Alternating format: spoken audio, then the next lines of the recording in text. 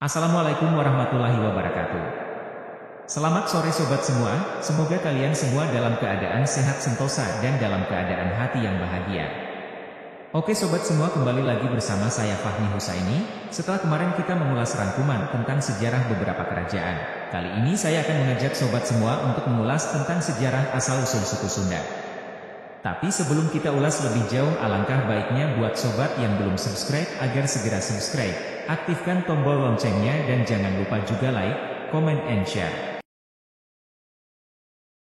Suku Sunda adalah etnis mayoritas yang hidup di Provinsi Jawa Barat dan Banten.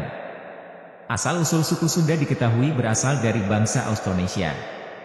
Menurut Dickson dalam sejarah suku Sunda, pada tahun 1998, jumlah suku Sunda sempat berkurang melebihi 33 juta jiwa. Hal itu terjadi karena banyak faktor, salah satunya adalah transmigrasi penduduk. Untuk mengetahui informasi lebih lanjut mengenai suku Sunda, maka tonton video ini sampai habis. Kata Sunda dalam bahasa Jawa kuno berarti suci dan murni. Adapun dari bahasa Sanskerta, Sunda berarti putih dan berkilauan. Asal-usul suku Sunda bermula dari keturunan bangsa Austronesia atau ras Mongolit. Ras ini berasal dari Taiwan dan Hawaii. Nenek moyang mereka kemudian melakukan migrasi menuju Filipina hingga sampai di Pulau Jawa. Peristiwa ini terjadi sekitar 1500 tahun sebelum Masehi. Ada pula versi lain yang menyebutkan jika suku Sunda berasal dari Sundalandia yang merupakan ras di semenanjung Cekungan Besar. Cekungan tersebut kini membentuk Selat Malaka, Laut Jawa, serta Selat Jawa.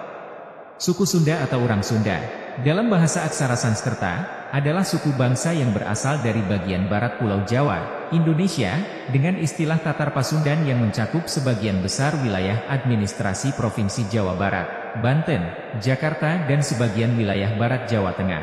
Populasi suku Sunda secara signifikan juga dapat ditemukan di wilayah provinsi lain di Indonesia, dan di luar negeri seperti di Taiwan, Arab Saudi, Malaysia, Singapura, Eropa, Jepang, Korea Selatan, Hong Kong, Tiongkok, dan negara-negara lainnya sebagai tempat bagi para diaspora Sunda.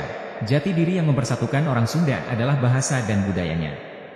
Orang Sunda dikenal memiliki sifat optimistis, ramah, sopan, riang, dan bersahaja. 3. Orang Portugis mencatat dalam Suma Oriental bahwa orang Sunda bersifat jujur dan pemberani.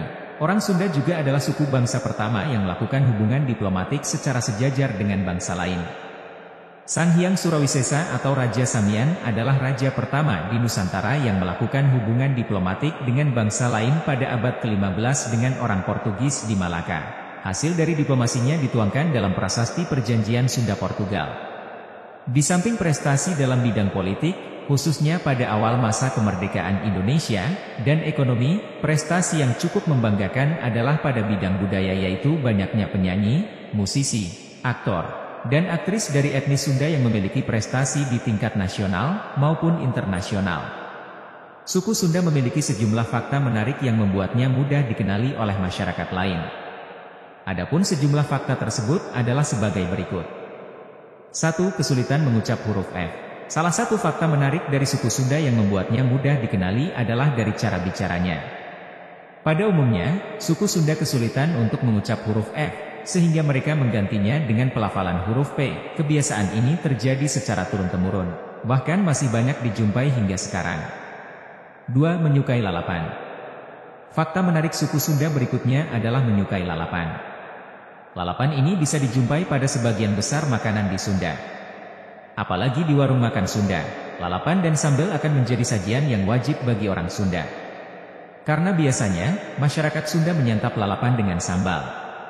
Ciri khas makanan satu ini sangat mudah dikenali jika ingin menjumpai orang Sunda. Bahkan, kebiasaan makan ini terasa kurang afdol jika tidak menyantap lalapan dan sambalnya yang khas dalam hidangan makan. 3. Karakteristik. Salah satu ajaran Sunda yang dilakukan secara turun-temurun adalah karakteristik masyarakat setempat. Mereka dikenal memiliki 5 watak yang diajarkan oleh nenek moyang dahulu. Adapun kelima watak tersebut adalah Cageur yang berarti sehat jasmani dan rohani, Benar yang berarti dapat dipercaya, Bageur yang berarti mengasihi sesama, Singer yang berarti tidak ceroboh, dan Pinter yang berarti memiliki kemampuan belajar yang baik. 4. Bahasa Sunda. Untuk berkomunikasi sehari-hari, masyarakat Sunda menggunakan bahasa Sunda. Bahasa ini memiliki logat yang khas dan cenderung dilafalkan secara cepat.